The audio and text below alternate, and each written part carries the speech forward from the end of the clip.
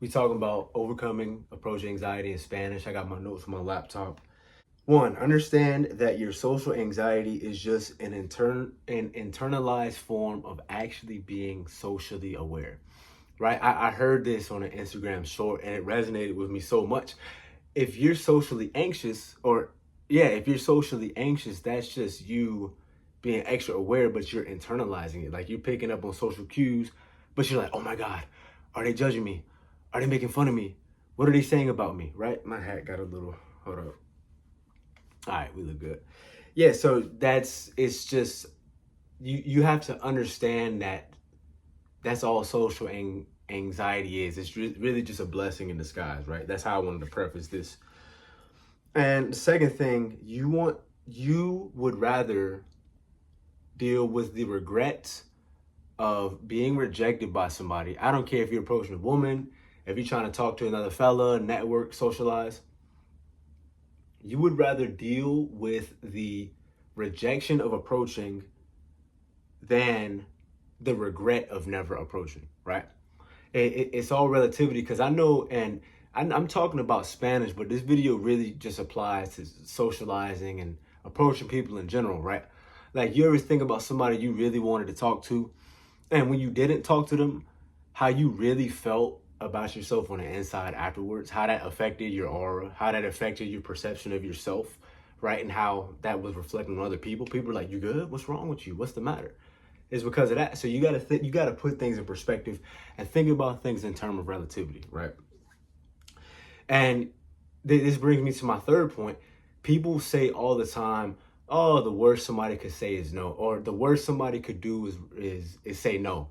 The worst they could do is say no. I don't like that because then people tend to make things into a catastrophe and then think about things worse than that. So I'd say scratch that. An even better way to frame that quote is the worst that somebody could do is reject you. Like 9 out of 10 people aren't going to hold you at gunpoint for approaching them and being friendly. I don't care if you're trying to take a girl on a date, if you're trying to make a new friend, if you see a dude in the gym, right? I'm really talking about Spanish, but this video is like can apply to everybody. I just think about it as a Spanish speaker and people that I approach on a day-to-day basis in the language and things like that, right?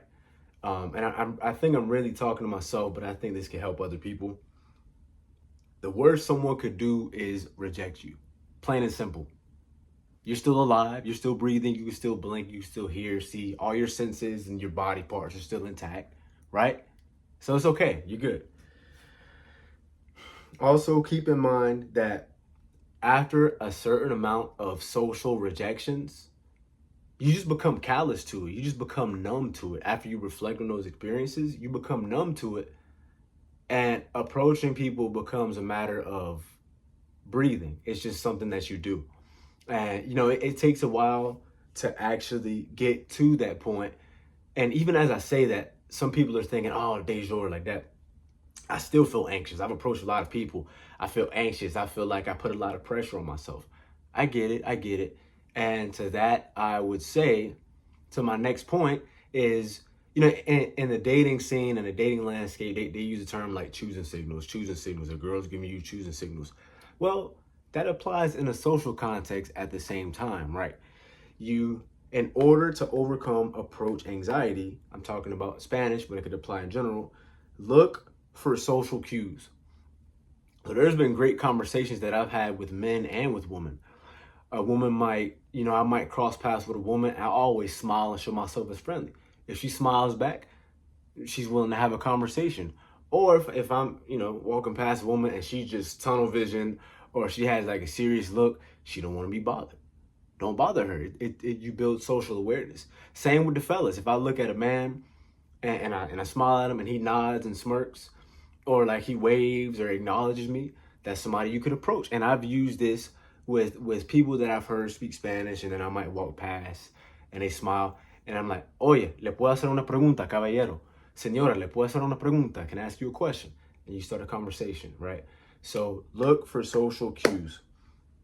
The next thing is to, especially if you already know native Spanish speakers, because this video is about Spanish again, lean into your curiosity with people that you already know.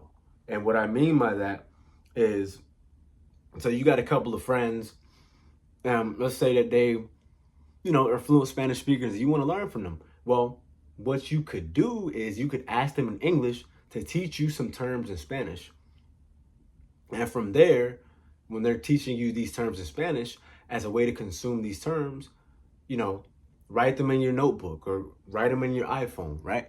Because, if you want to learn native Spanish and you're talking to native speakers, you'll be 10 steps ahead of the game if you know them and they're teaching you these things, right? The next thing that I would do or recommend is to be more social with everyone, be more social in general. And the way that this applies in the context of learning Spanish is when you meet someone and let's say you hear or you overhear someone speaking Spanish, let's say you are in Food Lion and instead of doing self-checkout, you're like, I'm gonna actually go and have a cashier check me out. You hear the cashier speak some Spanish, and let's say that you're next in line after you hear them, they're scanning your stuff, and let's say they are, or let's say they have like a really cool hat on. Let's say they have a cool hat like I have, right? And you say like, oye, me gusta mucho tu, like I like your, and let's say you don't know the word for hat. Me gusta mucho tu, and then you can say like, oh, like how do you say, could you, like I heard you speaking Spanish, I wanted to practice, could you teach me how to say hat? You flow. And if they're kind of awkward about it, that's okay. That's and I'm not saying this maliciously, that's a personal problem that they might have. They might not be used to extroverted people. They might not want to be talked to. Don't take it personal. It has nothing to do with you. Some people are caught off guard because a lot of people are cold and can be very mean and disrespectful. So some people just don't expect it, right? So just be more social in general. I've given women compliments on their nails, started great conversations. I've given dudes compliments on their hats. I told dude like, bro, I'd be like, bro, like you real muscular, like you like what's your regimen? Like I would just be trying to learn. Like I play dumb. And that's when you really learn the most. Put your ego down and be willing to learn from people and be coachable. Right? Second and last point is use situations that are based in the present. This kind of ties into the last point. So like I remember, or I won't even use a personal example. Let's say like if you're walking past an establishment and they have a Mexican flag or they have a Dominican flag. Well, 9 times out of 10, there's a good chance that they're Spanish speakers if they have the flag. Throw out a phrase. Like I walked past a barber shop. I didn't even know it was a barber shop. I saw a Dominican flag. I was like, Senor, es Dominicano usted? Like, are you Dominican? We started talking. He gave me his card. I went and got a haircut.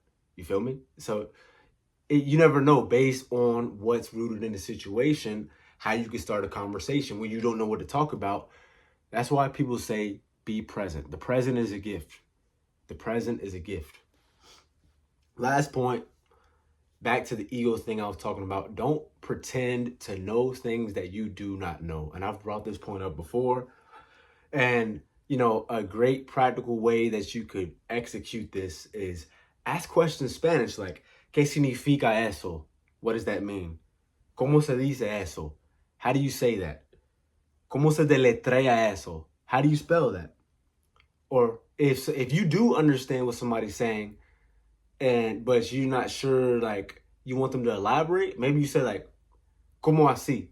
Or me podría decir un poco más, o podría elaborar un poco más, por favor. You prompt people to speak more and to teach you more, and you're not pretending to know things that you don't know. You don't want to act like you know certain things, and then they pop quiz you and ask you about those certain things, and then you freeze up. So keep that in mind. And with that, share this video with at least one person. I would encourage you to do that. And until next time, nos vemos.